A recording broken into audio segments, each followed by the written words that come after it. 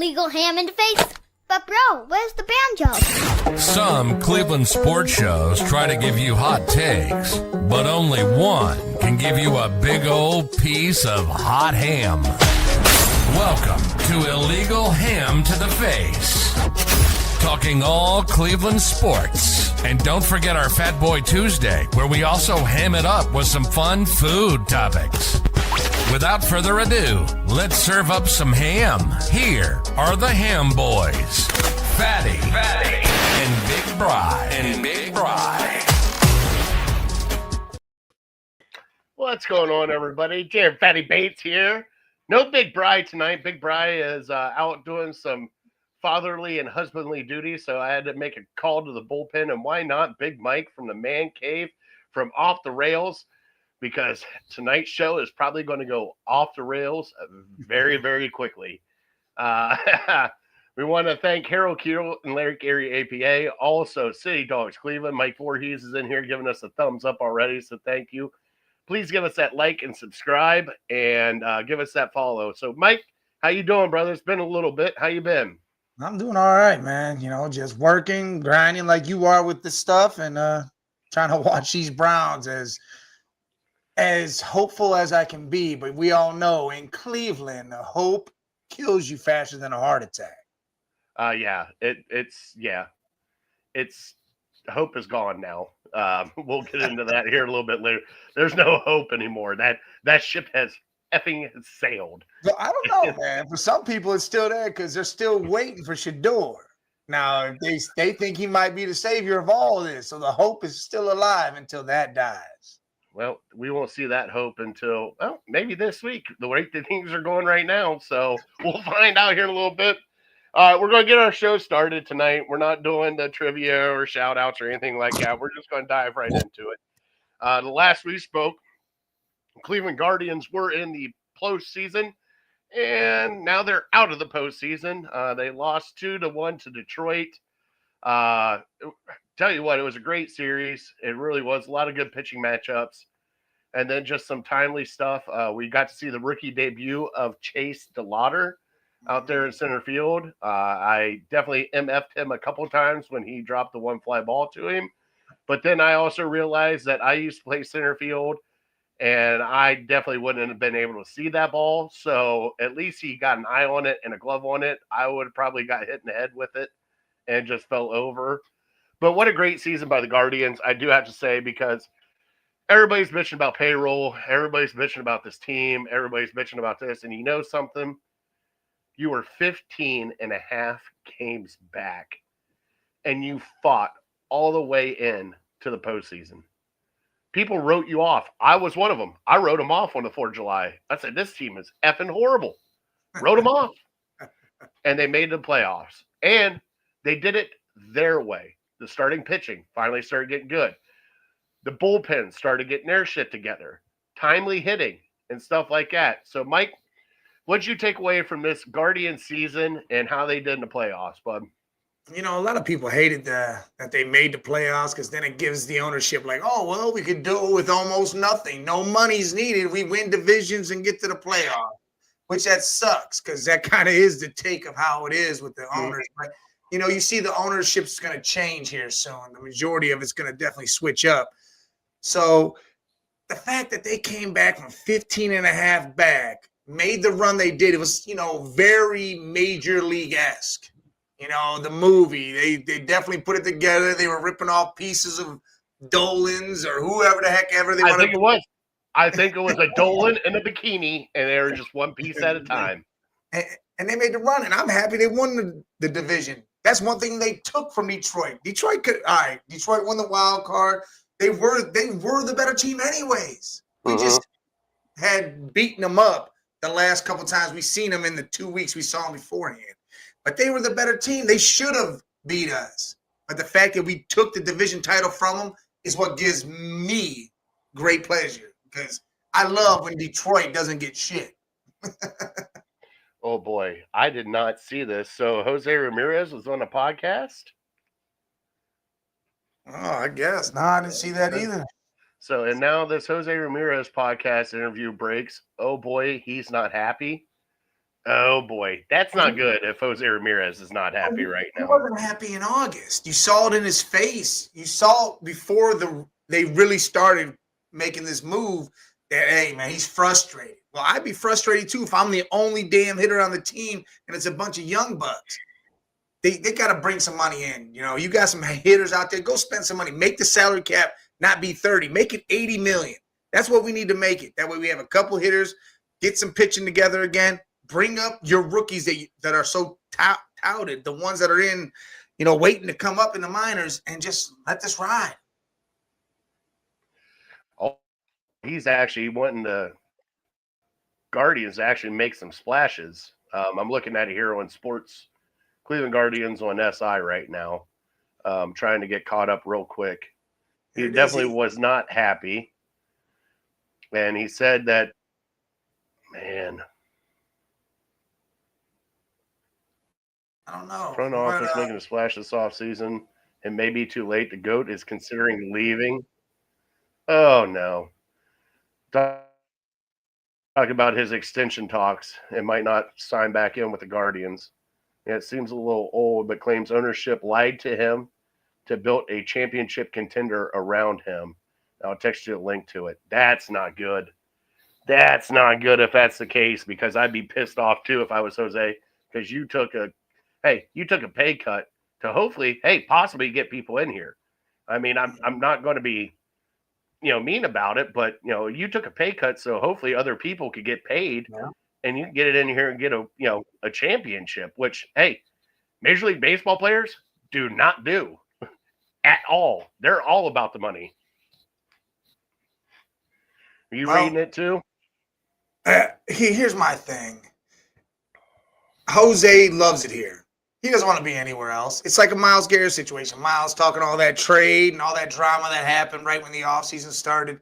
Myles don't want to be anywhere else either. He wants to be right here in Cleveland. He wants to stay here. He bought stock and ownership in the Cavs.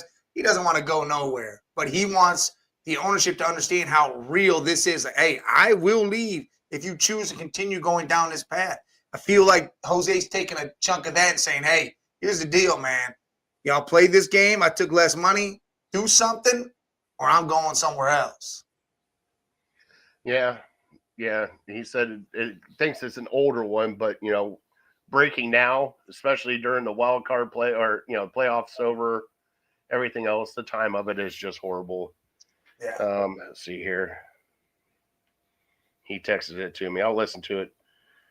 Things are going to change. The general manager didn't do what we talked about back then. They were supposed to take advantage of my discount and build a team to win, were his exact quotes. Oh, God.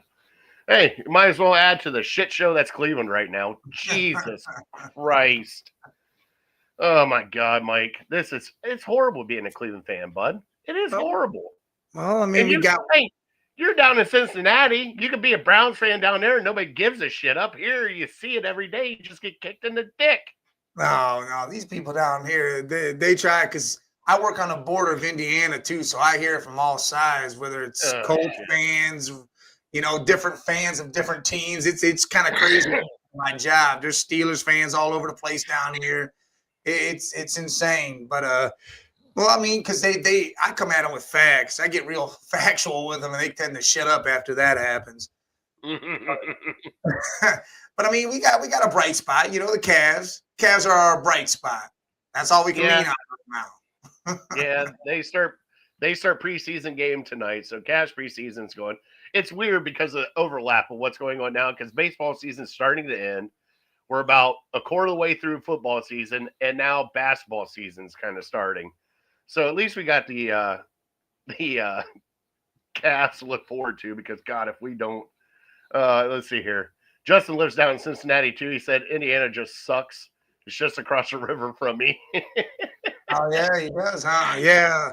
I live in Middletown, so I mean, I'm about 40 minutes from the border, and I work in Oxford. I work right next to the University of Miami, Ohio, over there. Yeah. All right, so Bud, I do have to ask you. I.O. Do you think that they're going to be able to extend Quan? You think that's a possibility? See, how I look at it when you say, do I think it's a possibility? Oh, it's definitely a possibility. The money's there. It's not that it's not there. It's, are they willing to spend it? Will they spend the money? And I think they have to. Again, new ownership supposedly starting to come in, right? When's that all change up? It's got to be soon. Well, the only thing I worry about is this work stoppage is what everybody's talking about. Yeah. You hear what's going on. A lot of people are going to go for like short contracts and hopefully come back out on the back end of the CBA of this and hopefully get something. Mike said, dude didn't show up when we needed him to. What, you really want to pay him? And Mike is from our Cleveland Guards cast here on Network 216, Mike Voorhees and Brian Shaw, and they break it down for us. And Mike, I get what you're saying, but there's a lot of other people that didn't show up during the playoffs that we kind of needed to. It's kind of happens. You know, Manzo really didn't show up. Quan did not hit good at all. But Quan, since the All-Star break, wasn't that great either after the rumblings that they were trying to trade him. He kind of fell off there and then started getting a swing back. But I look at it, Mike Voorhees and Big Mike. I look at it this way. You got good players on your team. Try to keep the good players that are on your team. Now, I know he didn't show up when we needed him to, but he still is a, top 5 left fielder? Yeah. I mean, defensive-wise, he's one of the best defensive left fielders. Offensive-wise, I know he's our leadoff hitter, and he needs to get on base, and I get that. And Quan and Manzo went 3 for 23 in the series. I get that. People get cold. Everybody, you have hot and cold streaks. People get cold. I mean, just look out. Rocchio was cold for a while, and then playoff Rocchio showed up and then started hitting it again. But I think you need to take a look at the way this team is and go forward. Obviously, pitching, as long as we have Carl Willis, here, I think pitching is going to be really good for us. But you need to start paying some of these players that you got coming up. You got Quan. Right now, I think Arias did okay defensively at shortstop to where you can kind of keep him as a shortstop for us. Rocchio did good, but also you got our boy Bazana coming up on his heels, wanting to take that spot.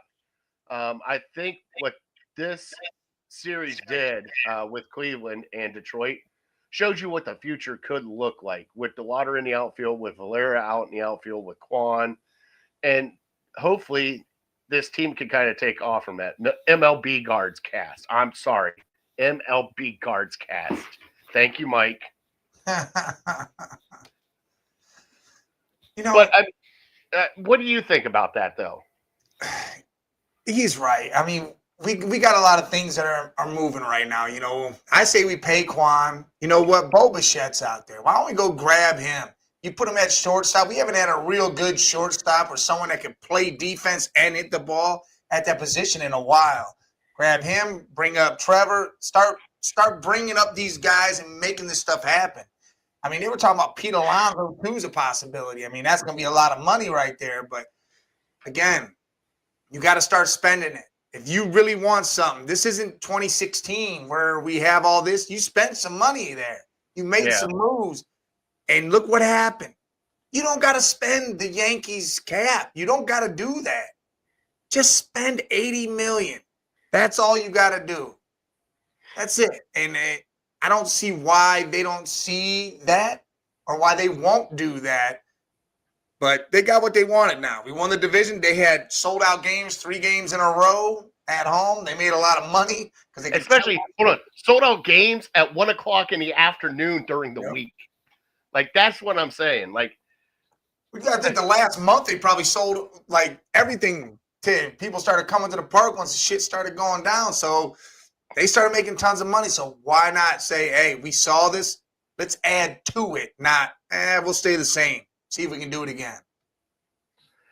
Well, hopefully something happens out of this, and hopefully it's nothing bad, especially with Jose, because we already got enough enough bad shit going on with the Cleveland Browns. It did break today, Mike. Joe Flacco.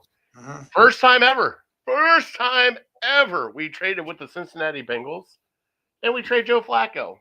Joe Flacco in a 6th-round pick for a 5th-round pick. So right now, our quarterback room is Dylan Gabriel, Shador Sanders, and then a player that we will not name on here because it's like Beetlejuice, because when you name him, he starts popping up everywhere.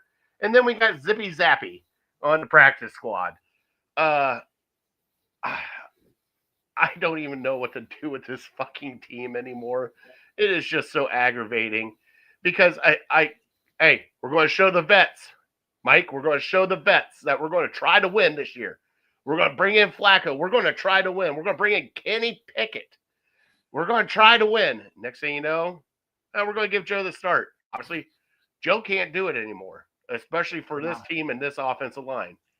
So then what do? We're going to bench him. After we bench him, Kevin Stefanski, Joe is an integral part of this team. He's a captain. We need him as a captain on this team to help out this team. 4 days later, Joe's getting traded to Cincinnati. What the hell is going on with this team? I mean, I could sit there with my box of crayons and color outside the lines and put a team together that's better than this with our GM, Andrew Berry. This is some bullshit going on, buddy. Tim, listen, I'm an Andrew Berry dude. Like, I like Andrew Berry. Really? I like what he's done. I like everything he's done so far. Everybody Jeff goes, Wills? Did you like that one? I can name every GM does one shitty, does shitty draft. It's not just one. Zach Zinner, who's a healthy scratch every week that you drafted to be the heir apparent of a guard. That guy. Like, I think that's something else. Here's another one. Extending Jack Conklin, who's hurt for the first 5 weeks, who's hurt every year. Yeah, that was a great one. But I'm just saying, every GM does that. John Dorsey did it. John Dorsey had trash picks.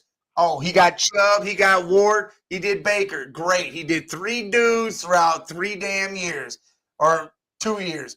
Great. I'll tell you right now, this draft that just happened is the best draft I've seen in Cleveland in a long time.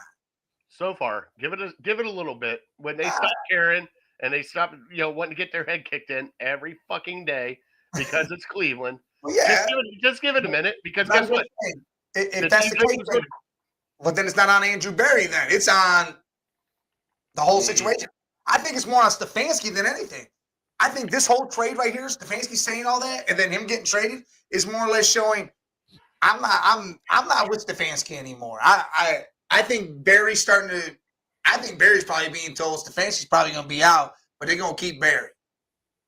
I think that's what's going to end up happening. This whole thing, and people that are with Stefanski and against Stefanski, whatever. This team is constantly the most penalized team in the NFL. Mm-hmm. Also, you got the quarterback whisperer, supposedly, as I use air quotes again. With Kevin Stefanski, who can do anybody in an offense and stuff like that, and you can't get a guy that's been a veteran for 15 years to actually look good. And don't get me started. And the other thing is everybody sitting there talking about Stefanski fucked this team during this game. And I mean, straight did it. And this is on him. This loss is on him. It's not on the players. It's on him. It's on Stefanski, this loss in London. Mm-hmm. But also, you guys sit there and look at this schedule right now. We should have beaten Cincinnati. Yep. Okay. We should have just beaten Minnesota Vikings over in London. So there's 2 games right there. So we could be 2-3 right now. 3-2. Yeah. I mean, this is 3-2 right. Yeah, because I forgot about Green Bay. Obviously, this team is just so freaking frustrating because it just seems like if this was the plan the entire time, why even bring in Flacco? Why? Why even do it? Just start the rookies. What the hell is it going to matter? See, I didn't understand that either. I figured you're bringing in Flacco to be there as mentorship or a veteran on the bench if need be, and these rookies all go to hell. Then cool, you put Flacco in, let the season run its course, and that'd be that. They should have started Dylan. They should have did all this right now. Hey, Dylan, you're going out there. This is what we're doing. All right, Dylan, you can't do it. You can't throw past 10 yards. Shador, you're going out there. We're going to see what happens. And then that's how it goes. And to be honest, it might wind up down to where you put the man that you don't want to say his name back out there towards the end of the season. And if that happens, then I think more that's a play to, hey, he looks good. He looks better. There's going to be a team that's going to need a quarterback, and he might be able to be going that way. Yeah, nobody's going to pay that price, though. We're going to take that. We'll take the hit. They're not going to pay no price. We take the hit, and then, we freed up money to do it. Here's the other thing that scares me right here. Circulating, Njoku and Greg Newsome are on the trading block, which I kind of figured Njoku would be on the trading block and Newsome, but like, damn, like this is where we're at now. See, that's a stupid to me. Like Newsome, all right, I could see Newsome and Njoku. Why? I get that contract here. On his last year of the contract. I get all that. I'd talk to him before you do all this and say, hey, look, man, sweetheart deal. You can come back on a team friendly, whatever. We got, we're doing what we can. You got Fanning out there. You guys can do the 2 tight end set.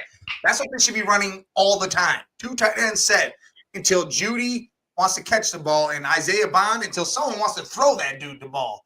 Because I think he's wide open a lot and no one sees him for some reason. And Dylan, he's what is it, far-sided, near-sided, whatever. He can't see past 10 yards. He airmails all these balls everywhere.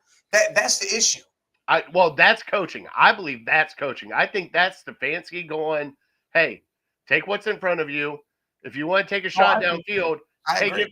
And I think that's all coaching. I think they're coaching him not to lose and not how to win is what they're doing. They're like, don't turn the ball over. This is what we're doing. Let the kid play. What's the matter this year? You're 1-4 now. We know where this is going. And the thing that sucks about it is the damn Jags keep fucking winning. Yeah. Hey, but listen, I saw a mock go up, and I'd be all right if the Jags kept winning. They got the 22nd pick, and somehow we wind up with Cardinal Tate. I'd be happy as hell with that. I would be too, but the bad thing is we're cursed with the 22nd pick. We got to break it. Stuff's got to break at some point. All right. I mean, okay, now we're going to talk about the person that we should not talk about. Now, hey, do not use his name. You can use his number. Don't use it. I'm serious. He's like Beetlejuice. I'm being serious. If you say his name 3 times, shit starts getting weird. All right. You think he's actually going to play this year? I never thought that until things started transpiring the way they have. Like, I thought they were going to keep him out the whole time and then get that injury insurance back, that $44 million or whatever it was at the end of the year, and then get rid of him and take the hit because the hit's going to be whatever, and that 44 would cover a big chunk of it. I also thought that's why Barry was he messed around with Ward's contract and freed up some more money from that and some other stuff to get ready to take that hit. But yeah, I mean, if these rookies go out there and they can't produce, I mean, what else are you going to do? Throw him out there, give him a audition for everybody else to say, hey, he's still here. Or if he goes out there and lights it up, I mean, what we're going to do? See, Chris has already started. Chris, you can't start saying stuff like that, man. I love you, brother. Dang.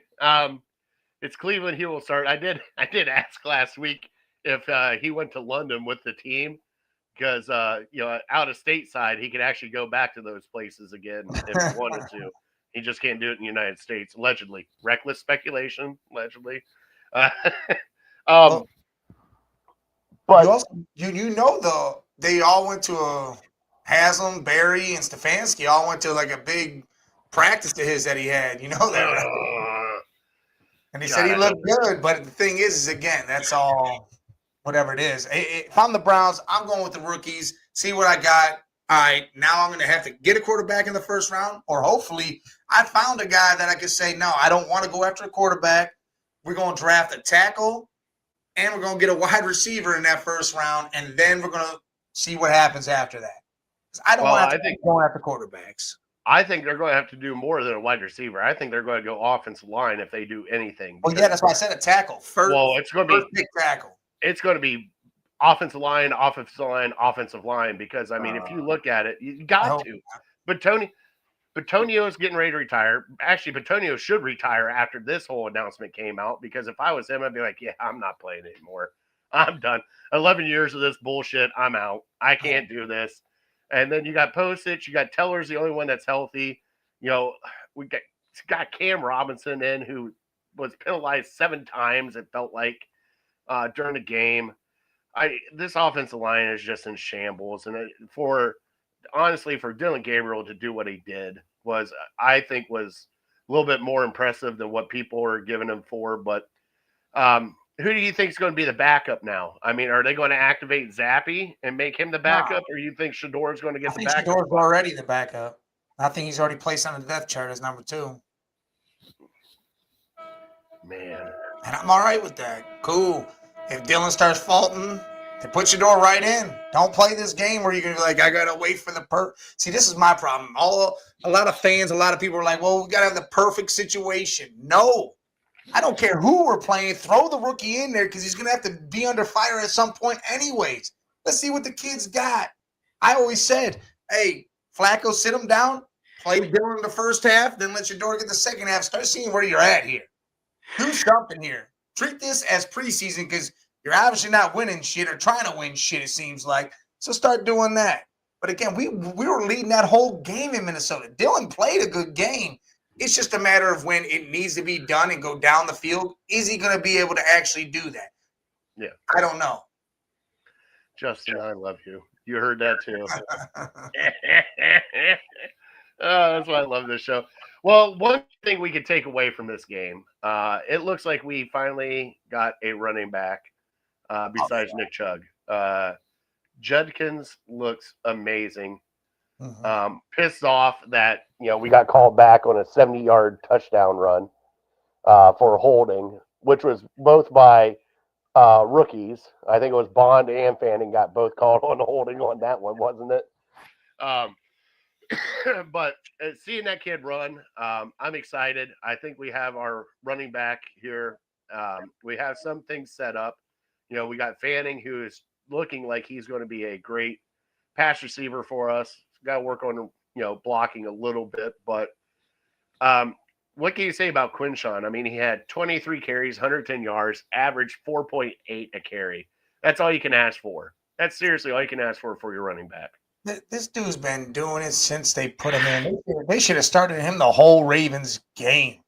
I mean, you got to think he literally is 2 games out. Like, those 10 carries, I don't even count in that game.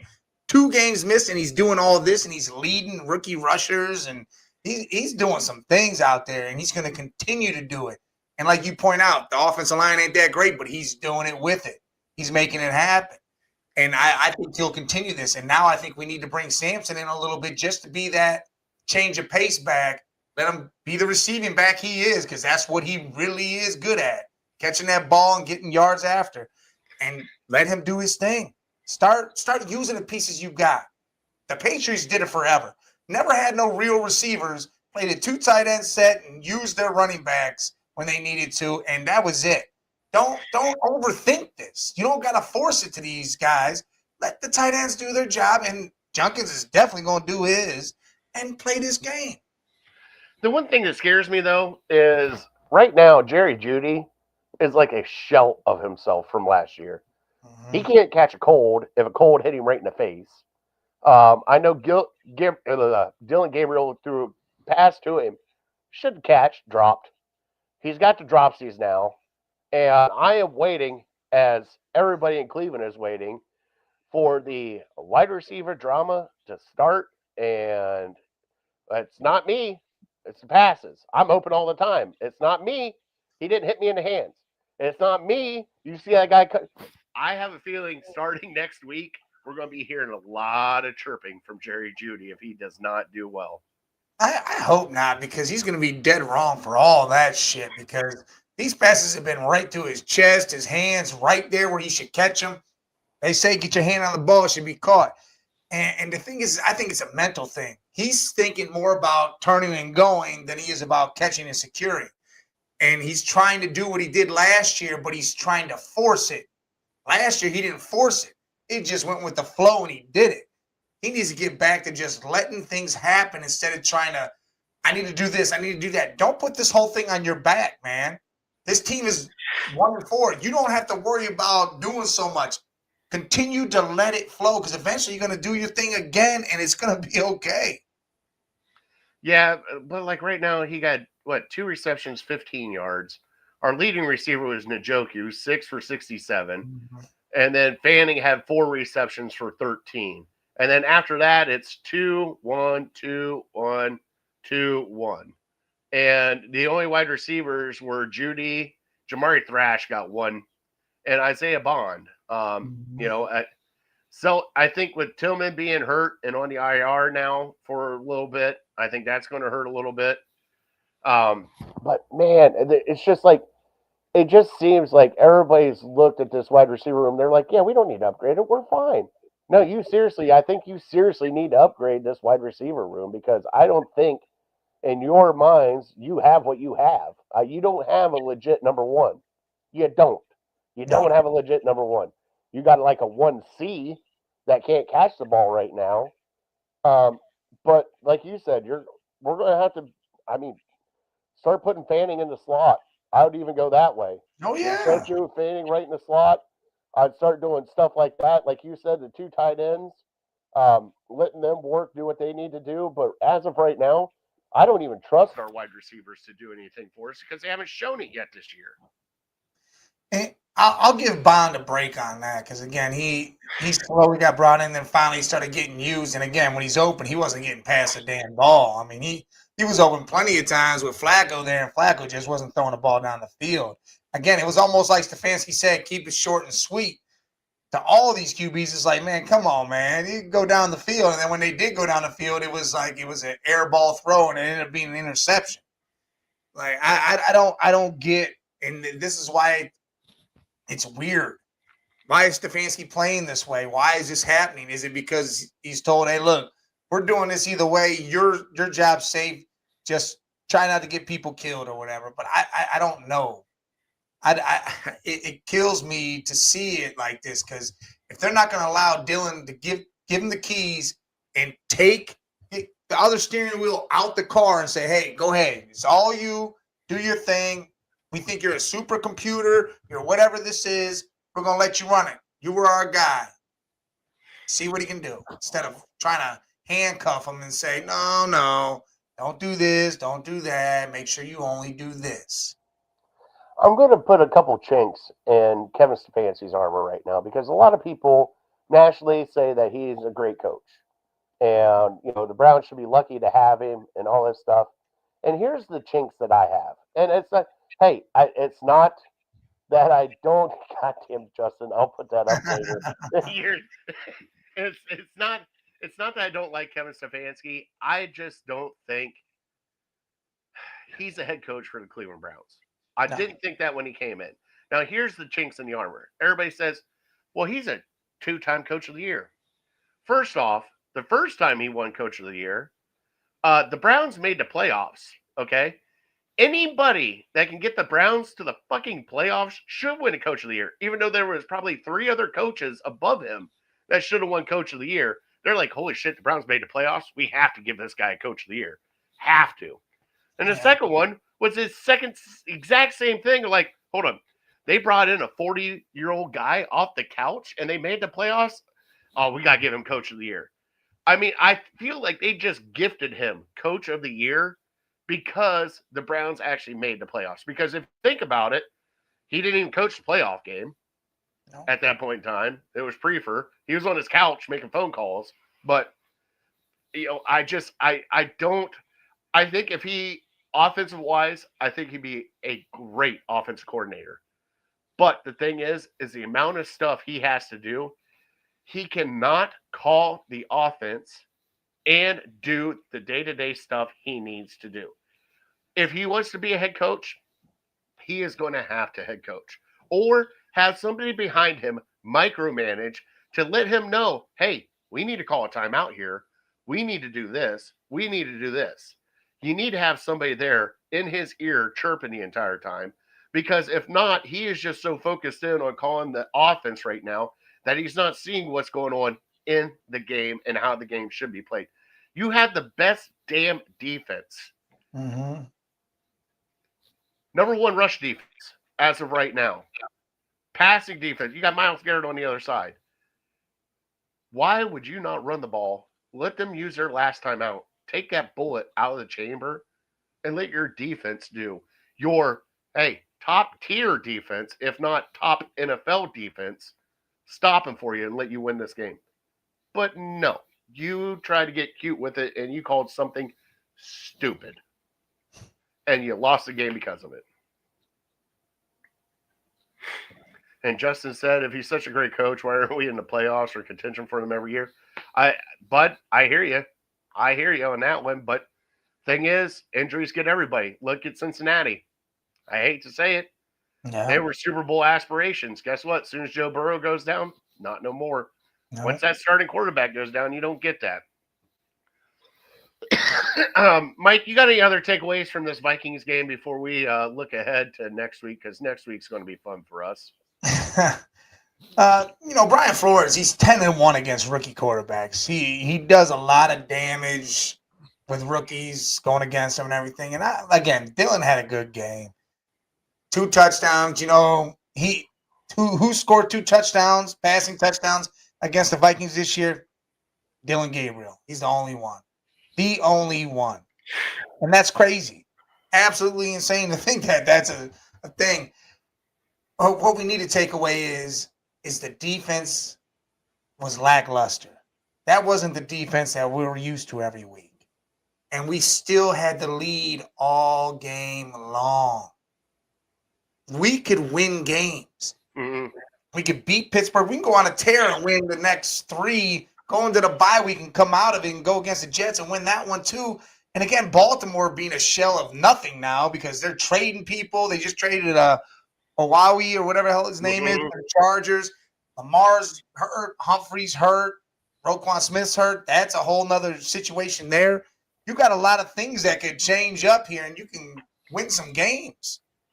I mean, so don't sit here and act like it's done and over with yet. It's not.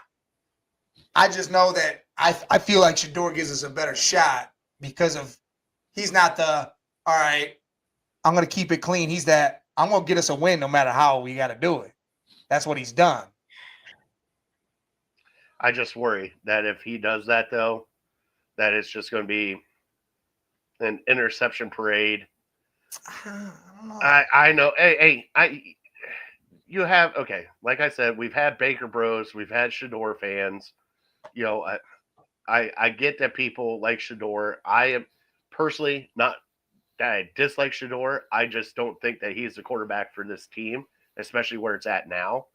I don't even think Dylan Gabriel is the quarterback for this team. I thought it was stupid of them to draft 2 quarterbacks this draft. I really do. Because if you think about it, you're just wasting 2 draft picks that you could have been evaluating on somebody else. Well, especially when you knew that your offensive line was shaky and you needed somebody there, and your wide receiver room was shaky and you needed somebody there. And we didn't even address any of those. Well, my whole thing with the 2 quarterback drafting, cool. If you're going to do that, that means you're absolutely trying to figure out if you can find somebody.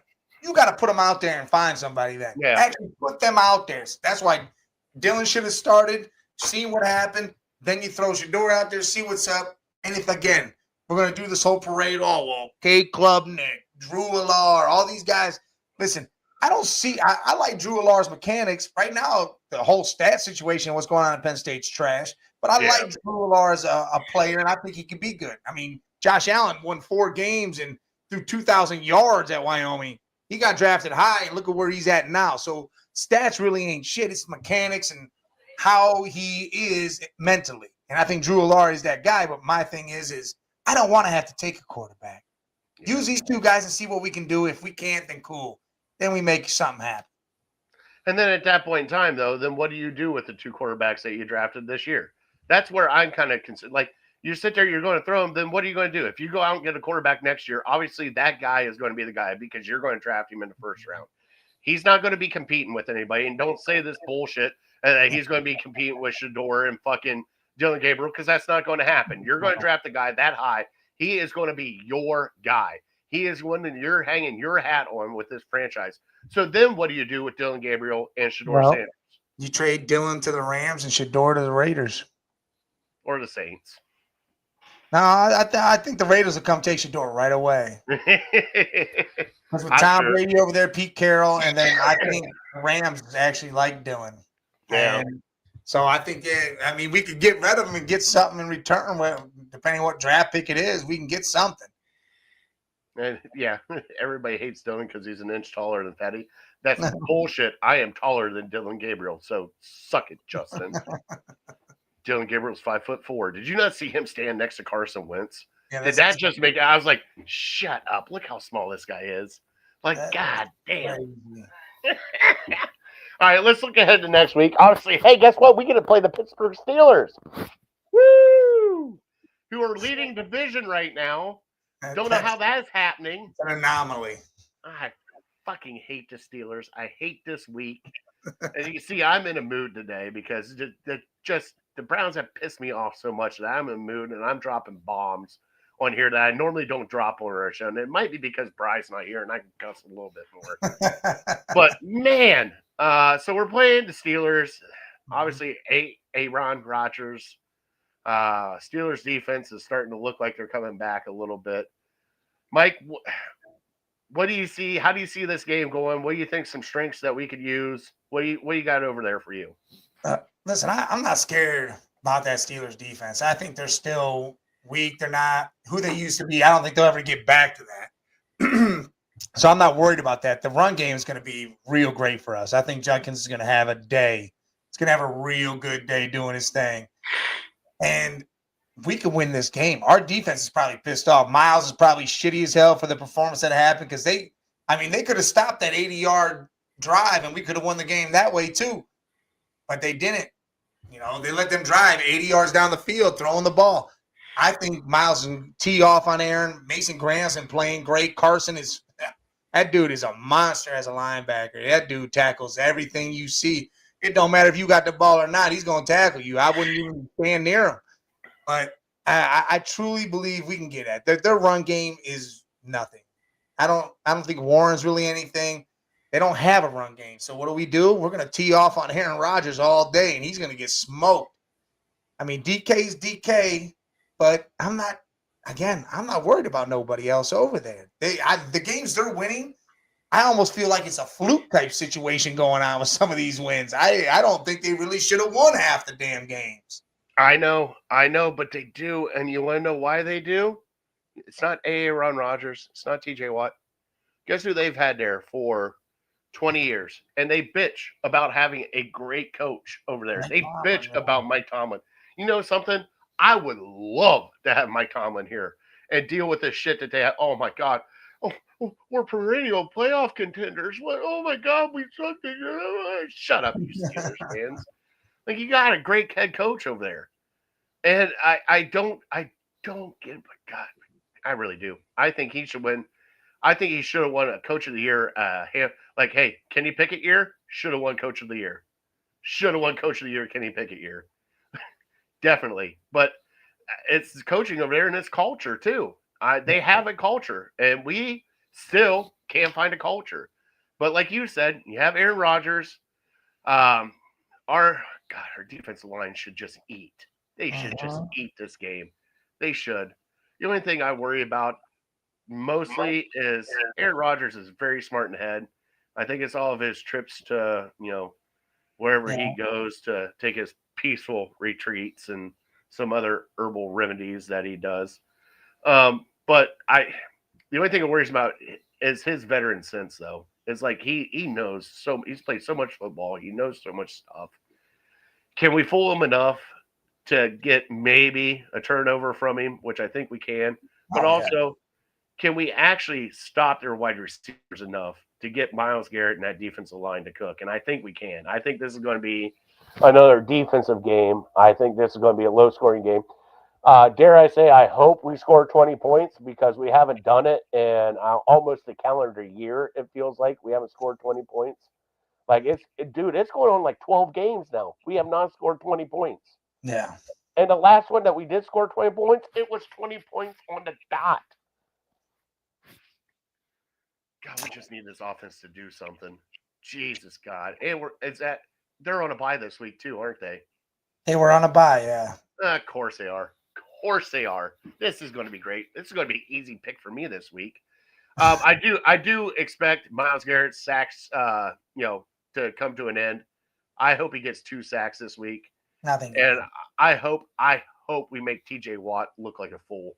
God, I hope we make TJ Watt look a fool. I hate TJ Watt too.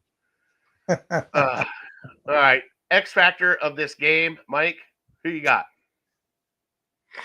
Man, I'm gonna say. I guess we're gonna have to go with Dylan. I mean, you got to go with the quarterback here. He's gonna have an actual full week of practice instead of traveling on Wednesday when that's your most important day of practice in the week. You're gonna actually have a full week. You're gonna be at home. You're gonna be comfortable. Are we gonna be able to let him run loose now? So if he can build on what he did in London, then I mean that's what we need. Just a little more. Hey, 225. Another 2 touchdowns is great. You could win the game with 2 touchdowns because Judkins will handle the rest if need be. And our kicker has come to life, so he hasn't done anything wrong since the beginning of the season.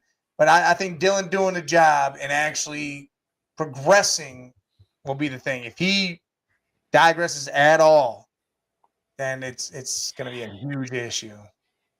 Yeah, my X factor right now, and people are probably going to laugh at me for this. Cam Robinson. Finally getting a full week of practice, get him in there at left tackle, shore up that left side with Joe Bitonio.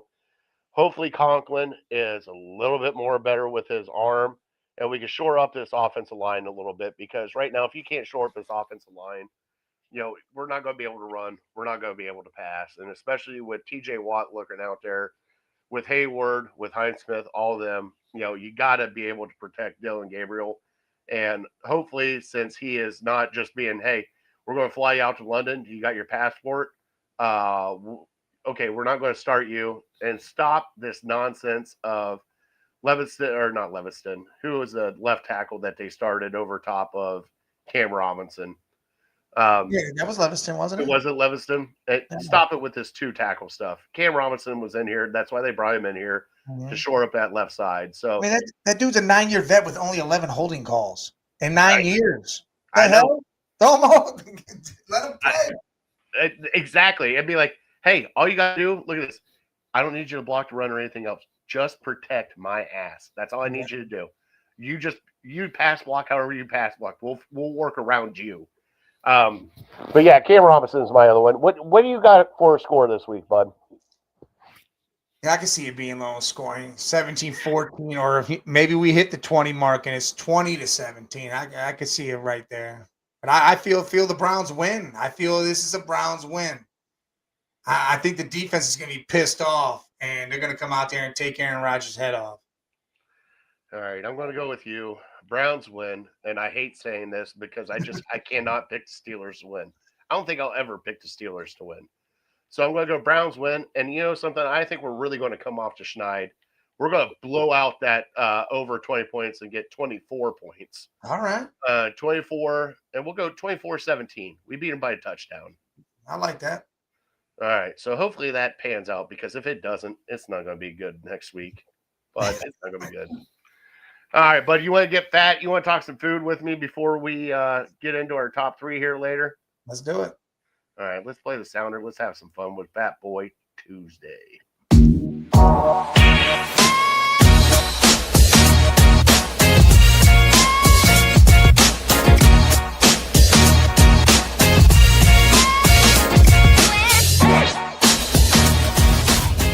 And now, it's time for Fat Boy Tuesday.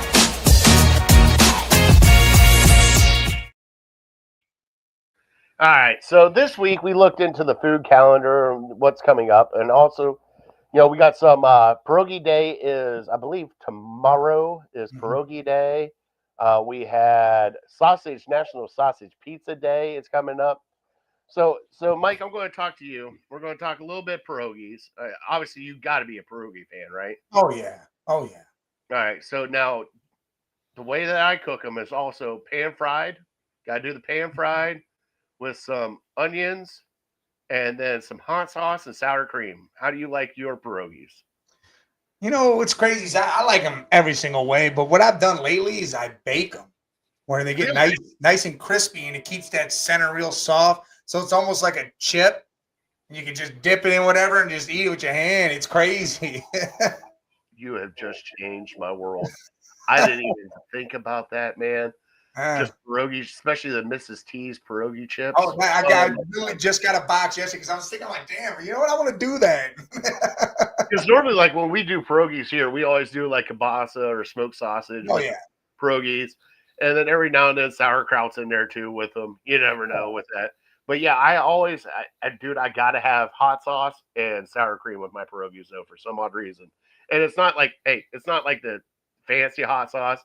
Give me that trash like dollar hot sauce with just the vinegar hot sauce with it, because I don't expect. Now, are you a potato cheddar? Do you like the potato onion? What's your filling situation like? You like on your pierogies? I like potato cheddar, but I do potato onion too because the only reason why I don't do the onion a lot is because usually I do get some onions and I'll cook them and I have that with them already. So I will have that even if I do the bake and they're like chips because, you know, you take the sour cream, take the hot sauce, I mix them together. So they're in one dipping sauce. You just dip it in there, scoop it up. It's good to go. God, I love you. I knew this was perfect tonight. We go to, do you guys have a Hoffer House down there? No. Okay, so there's a German place called a Hoffer House here in I Cleveland. know what you're talking about. I've been there. Oh my God, dude, their pierogies there are like the size of hockey pucks. Damn.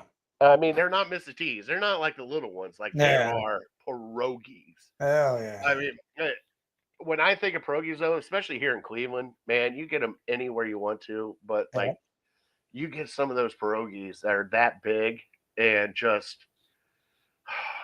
all you need is like 2 or 3. If I get Mrs. T's, I'm eating that whole box. Yeah, the whole box.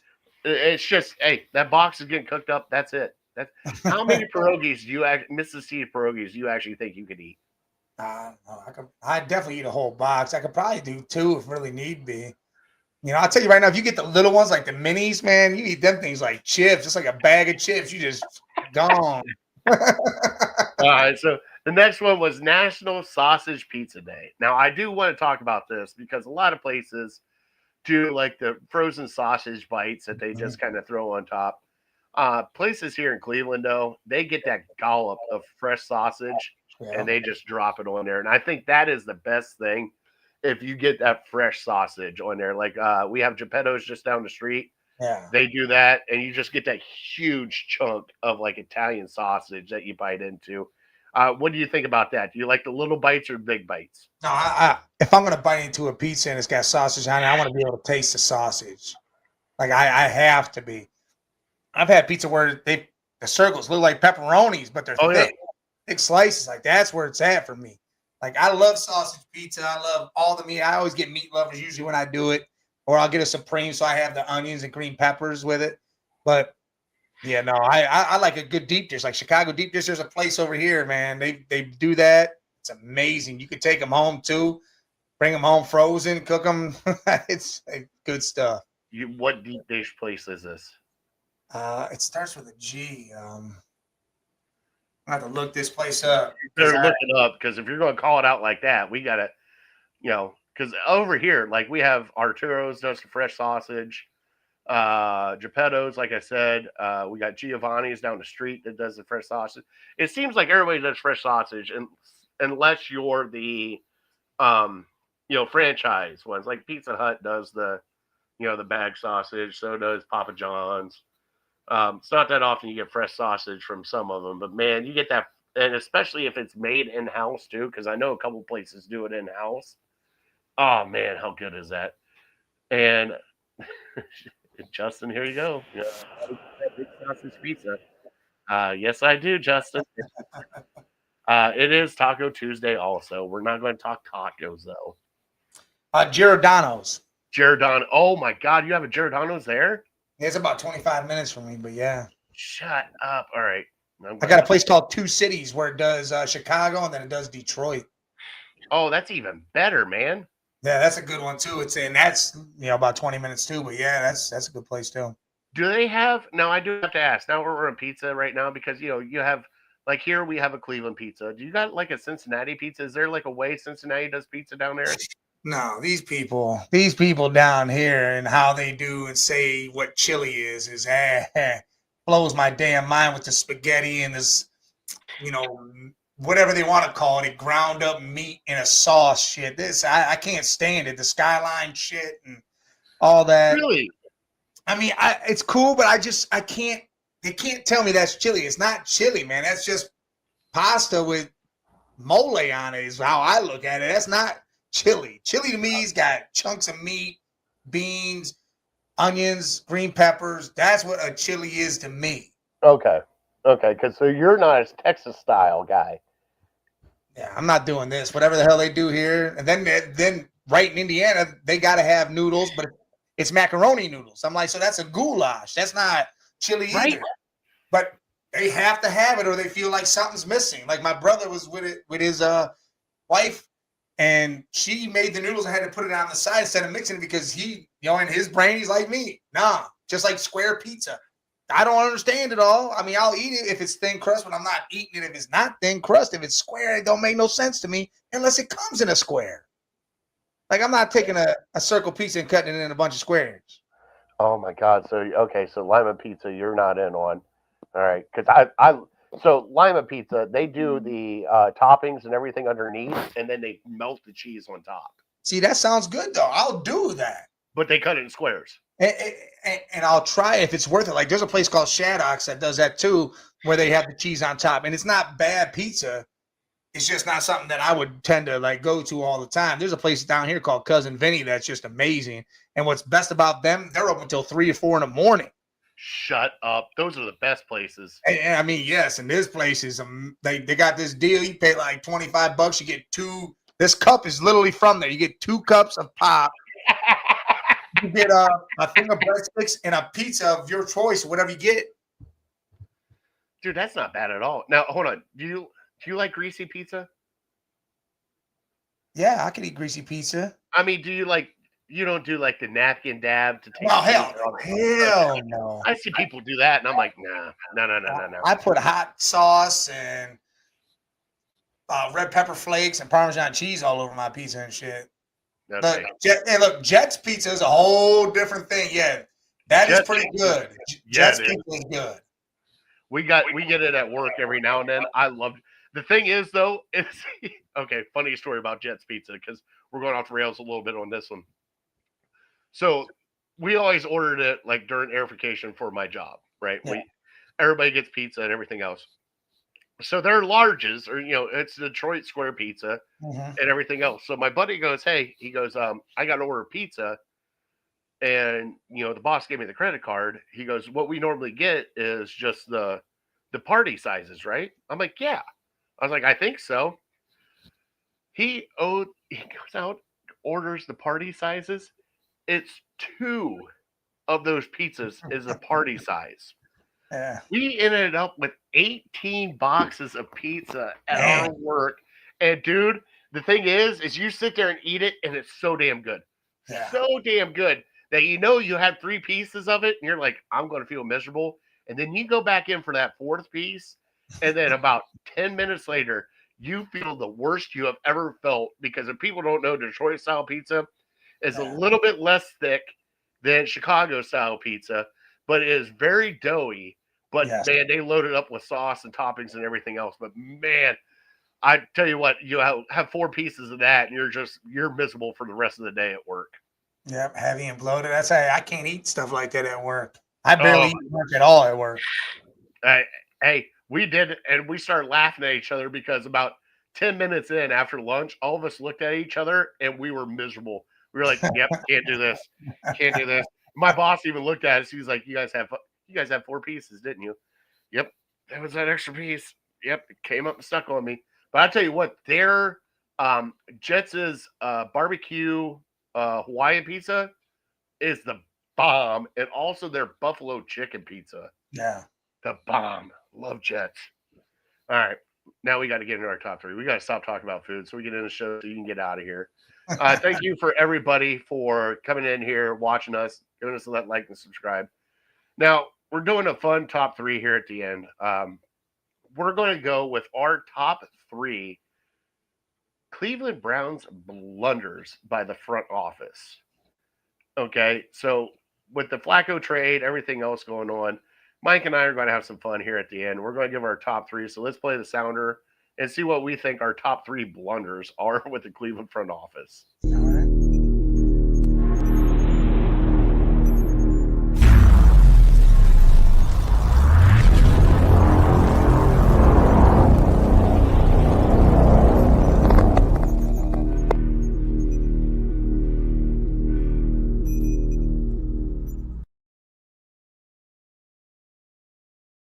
right, so Mike, this year alone, all right, is what we're talking about, are 3 blunders for this Cleveland Browns team.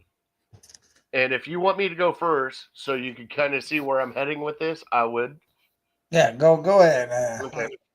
Okay, so first off for me is trading for Kenny Pickett and then signing Joe Flacco. What the fuck was that? Okay, that's my first blunder of all blunders, all right? Second blunder, bringing in guys off the street to play left and right tackle for you. There is the second blunder. And then finally, the third blunder, and this is probably the biggest one of all. We are having a 4-quarterback competition for your Cleveland Browns. That has got to be the stupidest blunder they ever did. Mm-hmm. At that point in time, you should have let the rookies develop how they're going to develop, and you should have had a competition between Kenny Pickett and Joe Flacco, and then go from there. But those are my 3 blunders so far for this Cleveland Browns season. Mike, what about you? Mine is trading for Kenny Pickett and then trading him right the hell back out. Like, you're talking all this shit about how he's going to be the starter, and now he's gone. I get Hey, it. at least they did a smart move though, and they got a 5th round pick back for him. So Barry made sure he got his shit back. He all right, cool, got mine back. Another one is to be honest, not starting the rookie. Let the rookies just start and roll. I mean, you drafted 2 of them for that reason. Let them go. And this also goes with you're not developing them. It seemed like they weren't part of anything. That whole mini camp, any of this, like you just that I don't know. They should have had more responsibility and doing more things than just hanging around. And the next is, man, I get it. He's good now. Smith's kicking the ball everywhere now, but you waited until the week before to make your decision on a kicker, and he actually cost you a win. He did. He redeemed himself, don't get me wrong. Dunn did that. He's good now. But you literally didn't give him the job until the week before, and then he's going out there trying to do some of these things, and you just No, I agree with you, bud. I agree with you. All right, bud. Let them know where you're at, where they can find you, all your shows, bud. All right. As you can see, at the Man Cave 8172 is my YouTube. Tuesdays we got Sports Madness running. Usually 12:30 to 2:30. Thursdays Off the Rails 1:30 to 2:30. That's Thursday night preview, and that's talking about all sorts of different things that happen. We got the open mic that pops up. That's anything but sports. We just talk about life in general. The Flight, because Scully, he's a Eagles fan, so he has his own show. If you want to be interested in going on there and messing with him, you can do that. At the Man Cave 10 on TikTok and X. I'm usually on TikTok a lot, doing a lot of things on there. I haven't been lately, but I'm gonna get back to it. But yeah, we're doing things all the time. And then I'm Game Time 216 with my boy Bobby G, Mondays and Wednesdays, talking everything Cleveland. All right, but hey, thanks for sitting in the co-host seat tonight for me. I appreciate it. You know that. You know I love you. Hell yeah. All right. Brian would say, God bless you. God bless America at the end of the show. I always say we're definitely uncorked and loaded. We will see you guys next Tuesday with Big Brian back in the co-host seat. But Mike, thank you so much for your time. Thank you for hopping in. And thank you for laughing and having fun with us. Justin, thank you for all the comments, especially like this one right here, that Fatty gets that big sausage pizza. And all the other ones, keep the comic relief coming because he knows that I cannot go get fatter. Thank you, Justin. Probably will do that now that the McDonald's monopoly is back. I have Big Macs coming. So, all right. On that note, we're out of here. We'll see you guys next Tuesday. Thank you guys so much for watching. See ya. Later.